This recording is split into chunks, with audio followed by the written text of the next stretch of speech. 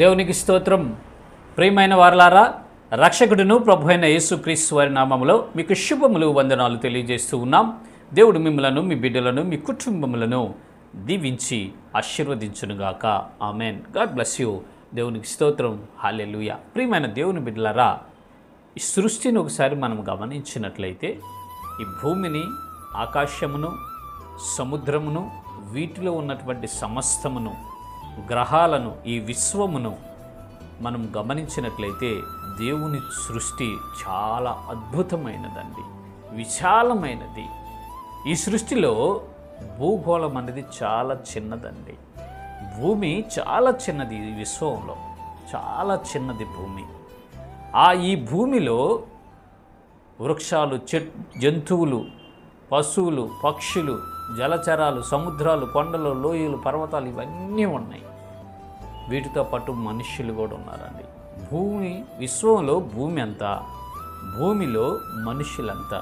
ఒకసారి మనం ఆలోచిస్తే చాలా చిన్నది దేవుని సృష్టిలో ఈ భూమి, ఈ మనిషి జీవితం అని మనకు అర్థమవుతుందండి. అయితే పరిశుద్ధ లేఖనాల్లో ఈ రీతిగా భక్తుడు రాస్తున్నాడు, ఆత్మపూర్ణుడై. కీర్తనల గ్రంథము 8వ కీర్తన 3వ చరణంలో 4వ చరణంలో ఈ రీతిగా రాస్తున్నాడు. నీవు మనిషిని జ్ఞాపకం చేసుకొనుటకు వాడేపాటి వాడు. దేవునికి స్తోత్రం. హల్లెలూయా. అయ్యా, నువ్వు మనిషిని జ్ఞాపకం చేసుకోవటానికి వాడేపాటి వాడయ్యా. నీ సృష్టిలో వాడు ఎంతటి వాడు మానవుడు? ఒక డస్ట్ పార్టికలే కదా. ఈ విశ్వములో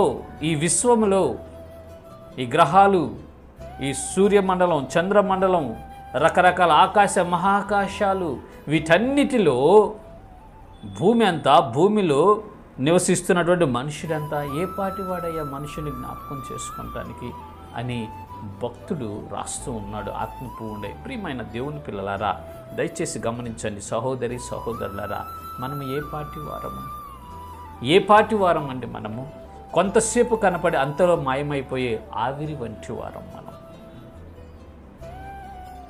గ్యారంటీ లేనటువంటి జీవితాలు కలిగినటువంటి వారం. రేపటిదాకా మనం బ్రతుకుంటామన్న నమ్మకము మనకు లేదు ప్రియులారా. నేను ఒక 10 సంవత్సరాలు గట్టిగా బ్రతకగలను అని గుండె మీద చేసుకొని చెప్పగలిగే మానవుడు ఈ భూమి మీద లేడండి. రేపేమి సంభవిస్తుందో మనకు తెలియదు. గంట తర్వాత ఏం జరుగుతుందో మనకు తెలియదు. మనం ఏ పాటి వారిని? కాసేపు కనపడి అంతలో మాయమై ఆవిరి వంటి వారు, గడ్డి పువ్వు లాంటి వారు. ఈ స్వల్పమైన, అల్పమైన, తాత్కాలికమైనటువంటి ఈ జీవితంలో ఉన్న మనము ఎలా ప్రవర్తిస్తూ ఉన్నాం? దేవునికి దుఃఖకరంగా ఉంటున్నామా? దేవుణ్ణి సంతోషపరిచేవారిగా ఉంటున్నామా అని మనం పరిశీలన చేసుకోవాలి ప్రియులారా. అక్కడ భక్తుడు అంటున్నాడు, పరిశుద్ధాత్మ పూర్ణుడై, మనిషిని జ్ఞాపకం చేసుకోవడానికి వాడే పాటివాడు ప్రభువా అంటున్నాడు. మనం ఏ పాటివారు? మనల్ని మనం తగ్గించుకొని జీవించుదామండి. మనల్ని మనం తగ్గించుకొని జీవించగలిగినప్పుడు, వినయ మనసు, సాత్వికత మనము ధరించుకొని జీవిస్తూ ఉన్నప్పుడు దేవుని యొక్క కృపను పొందుకుంటాం. దేవుని ద్వారా అనేకమైనటువంటి మేలులు మనం పొందుకుంటామండి. మనల్ని మనం హెచ్చించుకున్నామంటే తగ్గించబడతాము, మనల్ని మనం తగ్గించుకున్నామంటే హెచ్చించబడతామండి.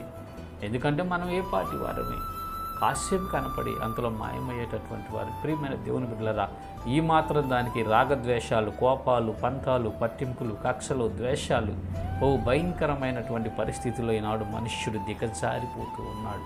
దయచేసి గమనించండి. చేతనైతే సాధ్యమైనంత వరకు మేలు చేయండి, ఇతరులకు మేలు చేయండి, క్షేమము చూడండి. మన వల్ల కానప్పుడు మౌనంగా ఉండటం మంచిదండి. ఎందుకంటే మనం ఏ పాటి వారమే. దేవుడు మనల్ని జ్ఞాపకం చేసుకోవడానికి మనం ఏ పాటి వారం. ప్రియమైన దేవుని బిడ్డలారా, దైవ చిత్తాన్ని గుర్తెరిగి, తగ్గింపు మనస్సు కలిగి, వినయ మనస్సు కలిగి, ఆయన చిత్తమునకు మనం అప్పగించుకొని, ఆయన చిత్తానుసారంగా నడుచుకొని, ఆయన ఇచ్చే ఆశీర్వాదాలు పొందుకుందాం. ఇట్టి కృప దేవుడు మనందరికీ కలుగు చేయనుగాక. ఆమెన్. God bless you. దేవుడికి స్తోత్రం. హల్లెలూయా.